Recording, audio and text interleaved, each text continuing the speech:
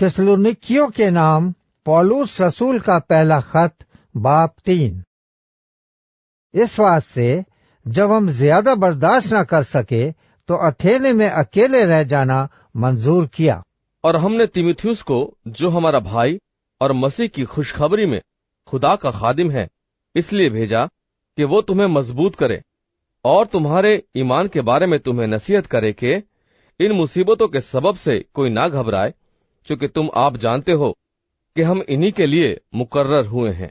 बल्कि पहले भी जब हम तुम्हारे पास थे तो तुमसे कहा करते थे कि हमें मुसीबत उठाना होगा, चुनांचे ऐसा ही हुआ और तुम्हें मालूम भी है।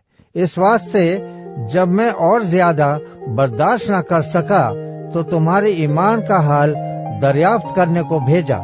कहीं ऐसा न हुआ हो कि आजमाने वाले ने तुम्हें आजमाया हो और हमारी मेहनत बेफायदा गई हो।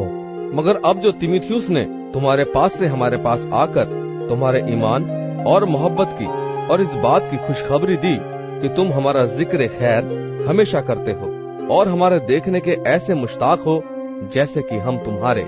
इसलिए आए भाइयों, हमने अपनी सारी एहतियाज और मुसीबत में तुम्हारे ईमान के सबब से तुम्हारे बारे में तसल्ली पाई, क्योंकि अब अगर तुम खुदावंद में कायम हो तो हम जिंदा हैं। तुम्हारे बाइस अपने खुदा के सामने हमें जिस कदर खुशी हासिल है, उसके बदले में किस तरह तुम्हारी बाबत खुदा का शुक्र अदा करें। हम रात दिन बहुत ही दुआ करते रहते हैं कि तुम्हारी सूरत देखें और तुम्हारे ईमान की कमी पूरी करें। अब हमारा खुदा और बाप खुद और हमारा खुदावन यीशु तुम्हारी तरफ हमारी रहबरी करे, और खुदावन ऐसा करे कि जिस तरह हमको तुमसे मोहब्बत है, उसी तरह तुम्हारी मोहब्बत भी आपस में और सब आदमियों के साथ ज्यादा हो और बढ़े, ताकि वो तुम्हारे दिलों को ऐसा मजबूत कर दे कि जब हमारा खुदावन यीशु अपने सब मुकद्दसों के साथ आए तो वो हमारे खुदा और बाप के सामने पाकीज़गी में बेऐब ठहरे।